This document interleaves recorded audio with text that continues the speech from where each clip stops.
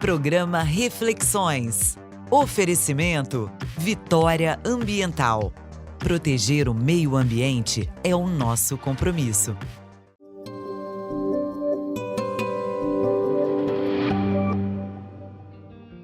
Olá, hoje vamos falar sobre um rio muito importante na região metropolitana e que durante muitas décadas foi esquecido e ainda não teve o tratamento adequado.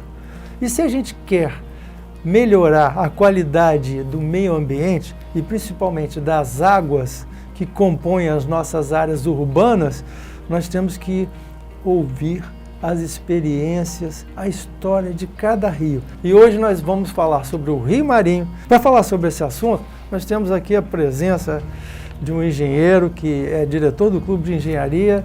Casamata, obrigado por ter aceito o meu convite. Primeiro, eu que agradeço, e a história que agradece a oportunidade de poder falar mais uma vez sobre o Rio Marinho. O Rio Marinho ele foi fundamental para o desenvolvimento da Grande Vitória, né? Onde começou o Espírito Santo. Esse rio foi a primeira experiência exitosa em logística, né? Que fez com que a vocação do Espírito Santo, do comércio exterior, se tornasse realidade. Por que foi a primeira experiência exitosa? Uma das maiores fazendas dos jesuítas, né, na costa brasileira foi em Araçatiba, localizada em Araçatiba, que hoje é o município de Viana. E lá se produziam, né, o que tinha que ser comercializado na Ilha de Vitória. Enfim, era o que mantinha o pessoal em Vitória. E como é que isso chegava até Vitória? Né? Ou ia pelo Rio Jucu, saía lá na Ponte da Madalena, lá na Foz, cruzava o mar, entrava na Baía Vitória e chegava no Porto dos Padres, aí dali, em Lombo de Burro, chegava até o Seminário São Tiago, que hoje é o Palácio Anchieta. Vitória não tinha área agricultável, não tinha terra para ser plantados e cultivados, então se explorava lá na fazenda de Araçatiba dos jesuítas. Só que se perdia muito, tinha tempestade, tinha muitos problemas nesse trânsito, né? Sim. Ou também poderia ir Lombo de Burro até Porto Santana, de lá também atravessava a Baía de Vitória e chegava até o Porto dos Padres, que também tinha muitos problemas também de quando chovia muito, né, do transporte, se perdia muita mercadoria com isso. E os jesuítas entenderam, né, os engenheiros jesuítas entenderam que tinha um desnível entre o Rio Jucu e um pedacinho de córrego que surgia através dos córregos Maria Preta, o córrego Campo Grande, né, que dali se seguiam até a Baía de Vitória.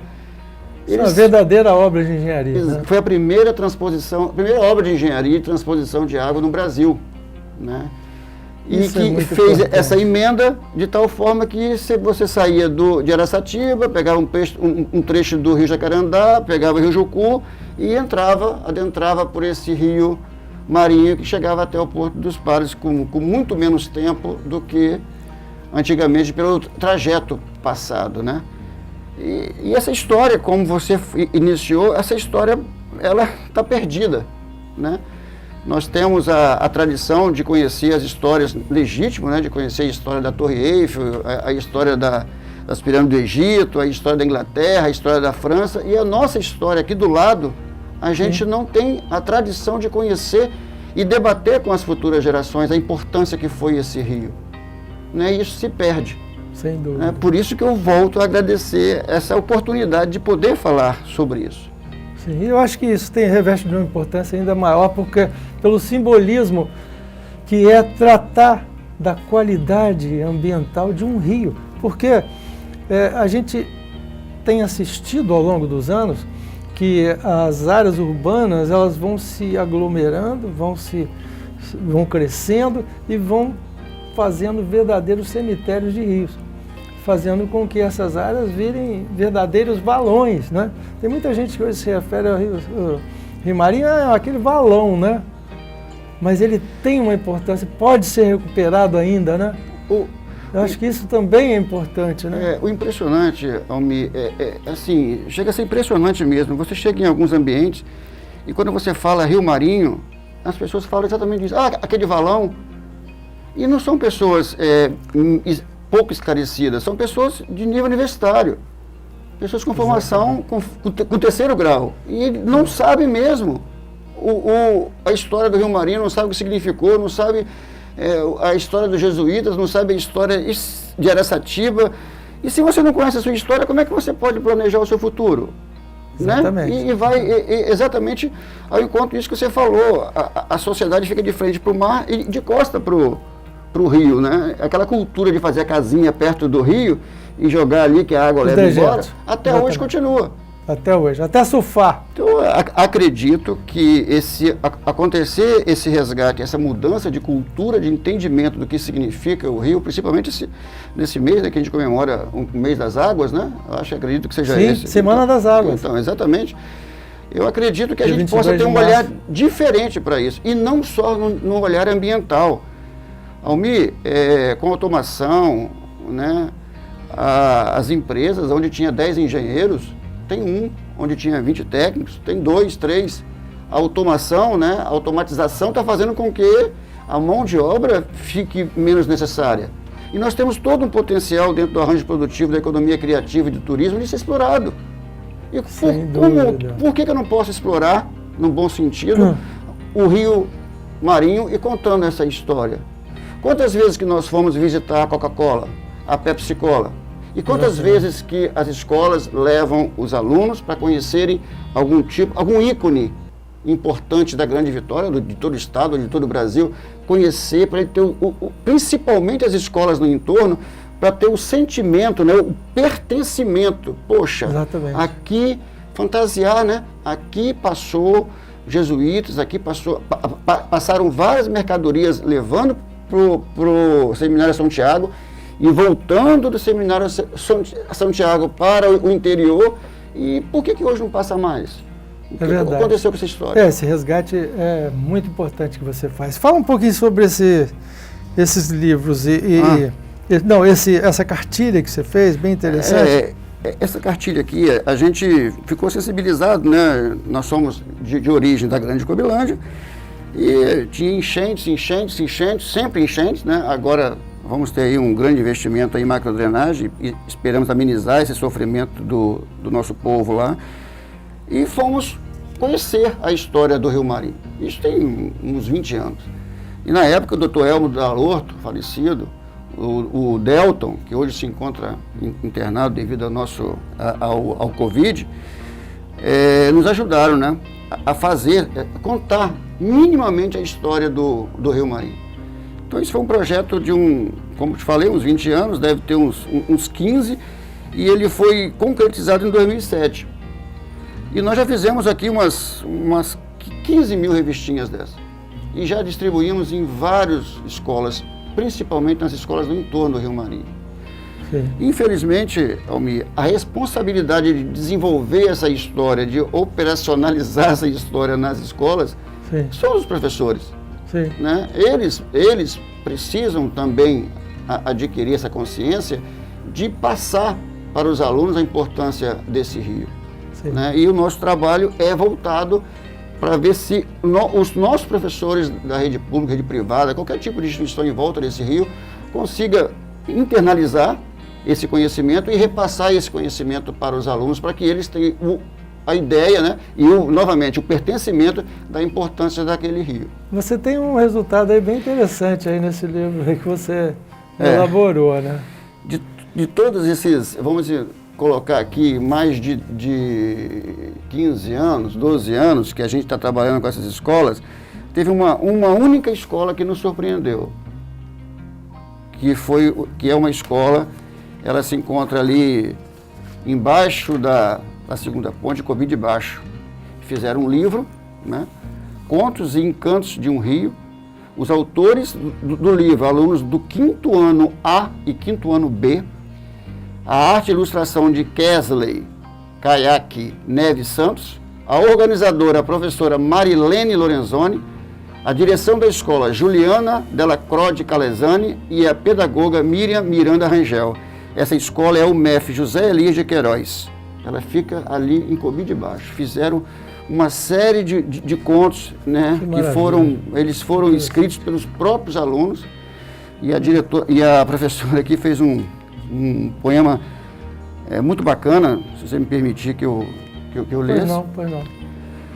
O lamento do Rio Marinho. Sou o Rio Marinho, fizeram-me nascer por necessidade, para contribuir com o progresso de várias cidades. Fui navegável e responsável pela subsistência de toda a população de quase toda a Grande Vitória. Faço parte desta nação e hoje me encontro às margens da população. Fiz parte de uma história que só ficou na memória. Eu era uma estrada líquida, um meio de sobrevivência, transportei mercadorias, doei-me, fui motivo de alegrias, num passado não tão distante. Eu levava o progresso além-mar. Em mim, embarcações se deslizavam, fluíam, sem obstáculos causadores de poluição. Fui condenado, sofri barbáries. O odor de hoje sai de mim. É muito desagradável, é insuportável. A cor das minhas águas são turvas, fétidas. O lixo acumulado me sufoca. O despejo do esgoto não tratado vem em minha direção e me causam náuseas. Quanta humilhação. É pau, é pedra, é sofá velho, é televisão. É o fim de um rio que foi história e é destruição por tanta poluição. Todo tipo de objeto é descartado em mim. Sou ignorado pelo poder público. Sou chamado por muitos de valão. Passam por minhas margens e falam em conscientização. Não deixe o ideal de vida cair. Vão para as ruas. Façam algo por mim. Chame a atenção. Incomode os governantes. Conscientize a população. Exponham a realidade do Rio Marinho. Pensem em mim. Eu preciso de carinho. Ainda há esperança. Vejo isso nos olhares das crianças, ao me verem nesta situação. Sei que a solução de eu ser revitalizado e nos meus arredores serem cultivados plantas frutíferas e ornamentais e poder ser motivo de orgulho aos que agora vivem e aos que virão. Mudem a consciência desse povo, tratem-me com respeito e dignidade. Sou a vida para a humanidade. Da professora Rosa Ângela Falqueto Diori. Olha, que bacana. Eu acredito que isso representa, né, um monte de crianças da quinto A ao quinto B realizar um projeto desse. E se isso fosse feito em todas as escolas? É verdade. Esse é o verdadeiro trabalho da educação ambiental. Exatamente.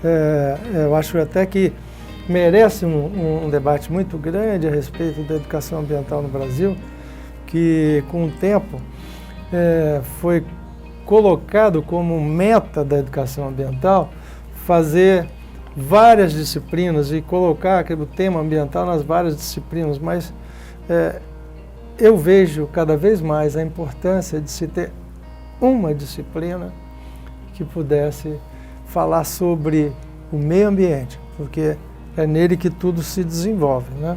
Desde a água que nós tomamos, o ar que nós respiramos, os produtos agrícolas que nós consumimos e o desenvolvimento industrial, enfim, de toda a sociedade que depende do meio ambiente. Então, eu acho que esse momento do Rio Marinho é um momento importante para reflexão. Nós queremos ir lá para entrevistar essas crianças que fizeram esse trabalho e ver o que elas pensam hoje e o que mudou. Eu sei que o rio ainda não é um rio de qualidade adequada, mas eu sei que muita coisa mudou, principalmente naquele período. Não quer dizer, as pessoas passaram a tratar, eu tive frequentando na época, até como secretário de Meio Ambiente, sim, né? Eu fui numa dessas solenidades. Parabéns, obrigado pela sua presença, Henrique. Vamos continuar mostrando um pouco dessa história. Eu agradeço. Nós temos um mestre em arquitetura e urbanismo, também da região, que fez um livro, Lembranças do Rio Marinho, que eu acredito que deva participar desse projeto, junto com você, na TV Ambiental. E a gente finaliza aqui, nesse momento, que a sociedade precisa encontrar um ponto de equilíbrio. Nem tanto ao mar, nem tanto à terra. Nem tanto contra tudo e nem tanto deixar qualquer coisa acontecer. Mas nós precisamos urgentemente encontrar um ponto de equilíbrio, principalmente nesse momento do Covid, que a gente descobriu que a gente tem que ser mais parceiro, tem que ser mais amigo, tem que ser mais horizontalizado e menos verticalizado. Eu acho que a gente vai aprender muito com isso, saindo dessa. Obrigado mais uma vez pela sua presença. Agradeço também a sua participação, telespectador da TV Ambiental. TV Ambiental, a TV que te reconecta.